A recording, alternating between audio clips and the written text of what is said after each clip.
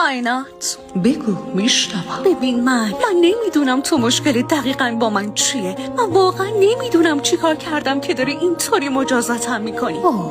بهم بگو چی ناراحتت کرده؟ من کل زندگیم سعی کردم آدم خوبی باشم. همیشه سعی کردم به آدما کمک کنم، مهربون باشم، حمایتشون کنم، بهشون عشق بدم.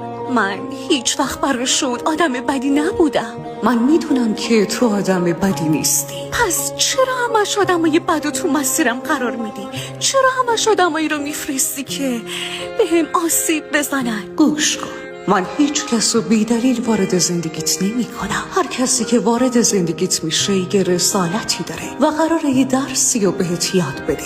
آخه چرا اونا؟ چون بدون حضور اونا تو هرگز اون درس رو یاد نمی گرفتی. هر کسی که میبینی آینه‌ایه که بخشی از خودتو بهت نشون میده. بعضیا روشنیای درونتو بهت نشون میدن و بعضیا هم زخمایی رو بهت نشون میدن که وقتش رسیده درمانشون کنی. هر تجربه‌ای که داری به خاطر اشتباهاتت نیست، به خاطر رشدته. و شاید الان نفهمی، اما اینو یادت باشه که هر چیزی که امروز اذیتت میکنه یه روزی میفهمی که چقدر برات لازم بوده. من آدمایی رو که دوست داری وارد زندگیت نمیکنم. من آدمایی که بهشون نیاز داری رو وارد زندگیت میکنم.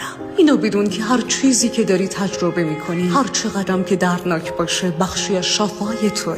تو این مسیر رو انتخاب نکردی، ولی روح تو انتخابش کرده. روح تو همیشه میدونه که به چی لازم داری. اون چیزی که فکر میکنی نباید اتفاق میافتاد دقیقاً همون چیزیه که باید برات اتفاق میافتاد. من نمیخوام تو رو اذیت کنم یا حتی مجازاتت کنم. من میخوام که بیدارت کنم. اون چیزی که امروز اذیتت میکنه ممکنه فردا تبدیل بشه به جواب دعاهای قدیمی. فقط لازمه که صبر کنی.